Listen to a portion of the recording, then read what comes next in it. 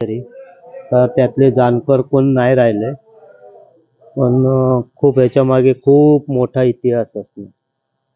निर्भय देवी रामेश्वर मंदिराच्या परिसरामध्ये आलो. येथील पावनाई मंदिरामध्ये आपण पोहोचलो. या हॅलो नमस्कार फ्रेंड, आता आपण देवगड जामसंडे नगरीतील श्री निर्भय देवी मंदिराच्या इथे आलो आहोत. श्री निर्भय देवी रामेश्वर मंदिर प्रवेशद्वारावरच आलो आणि इथून आता तुम्हाला दर्शन दाखवतो देवीचं.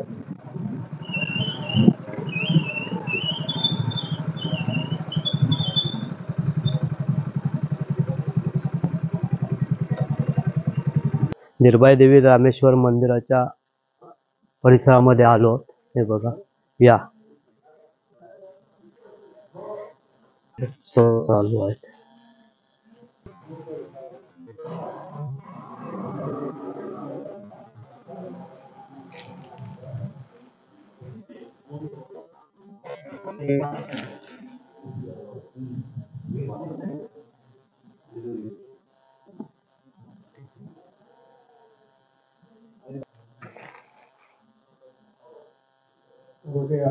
हाँ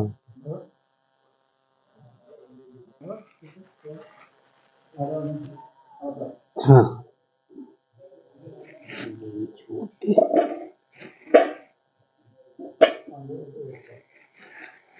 इकडे होतो.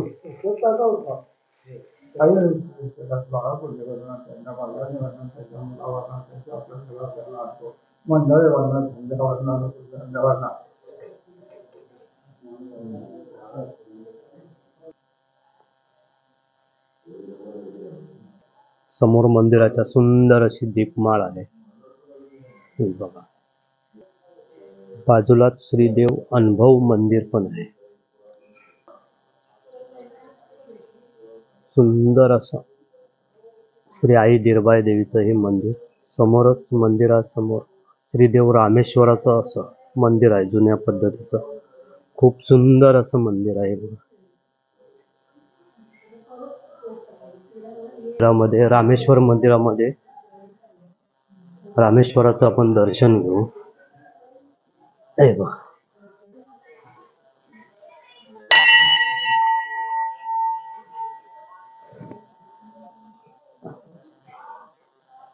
ओम नमः शिवाय, ओम नमः शिवाय.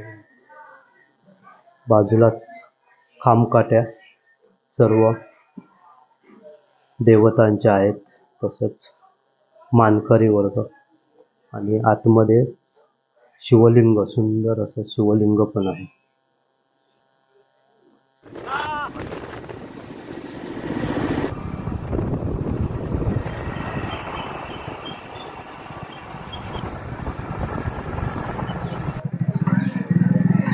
आता आम्ही दाभोळे गावामध्ये आलो आहे.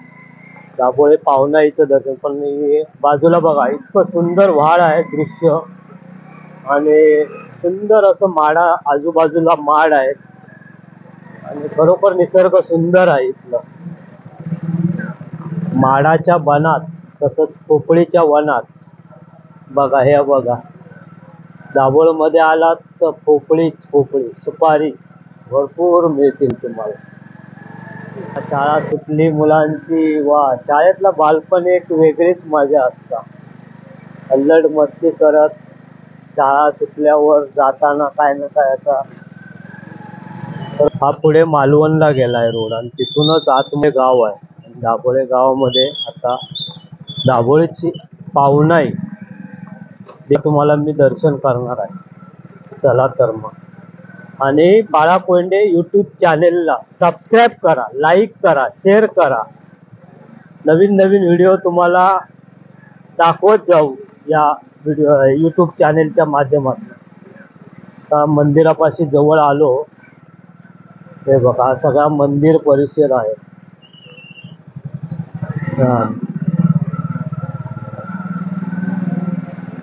घटस्थापना म्हणजे काय, 9 दिवस कार्यक्रम असतात मंदिरामध्ये.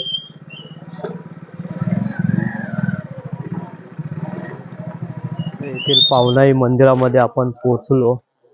या आता तुम्हाला मंदिर मध्ये आई पावनाई देवीचं दर्शन घडवतो.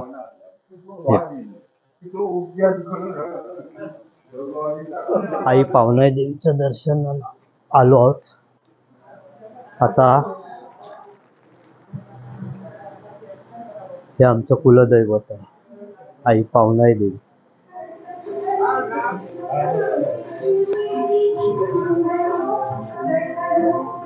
सुटे पैसे 50 रुपये. हे आहे देवगड येथील दाभोळे पावनाई देवी. तिचा नवरात्रोत्सव चालू आहे आता. तुम्हाला दर्शन लाईव्ह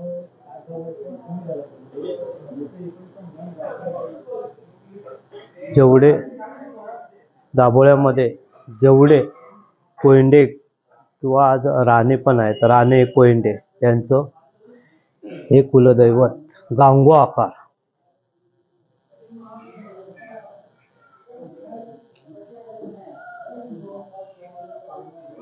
सर्व लाकडी खांब आहेत, मस्त जुनी.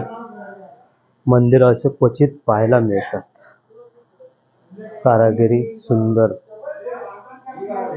आणि खूप असं थंडावा आहे, एकदम कूल असं वाटतं इथे आल्यानंतर. कोकणी कौलारू पद्धतीचं असं हे निसर्गाच्या सानिध्यामध्ये वसलेलं, दोन्ही बाजूने डोंगर, डोंगरांच्या कुशीमध्ये असं वसलेलं आई पावनाई देवी दाभोळे. इथे मंदिर आहे, खरोखर पाहण्यासारखं आहे.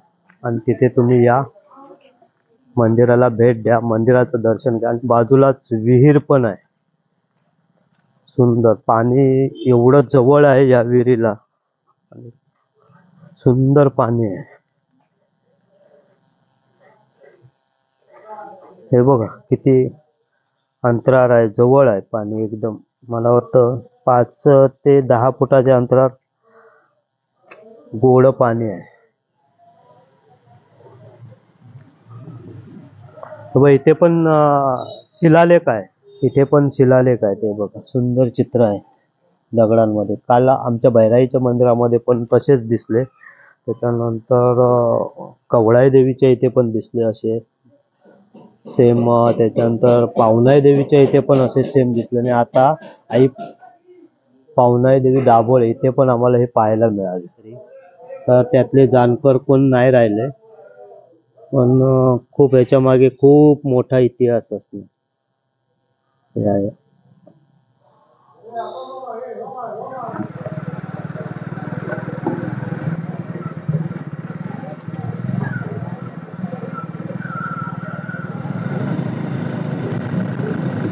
मी मागच्या व्हिडिओमध्ये दाखवलं होतं टिपिकली कोकणातलं घर कसं असतं. पहा, हे बघा, हे बघा, हा व्हिडिओ टाकलेला मी. बघा कोकणी घर किती सुंदर आहे, मस्त. आमराईच्या बागेमध्येच आहे. आणि आता आपण आजचा व्हिडिओ इथेच संपू. उद्या भेटू. दर्शन येळीये महालक्ष्मी आणि मुनगे भगवती हे उद्याच्या भागामध्ये तुम्हाला दाखवू. चला तर मग, बाय बाय.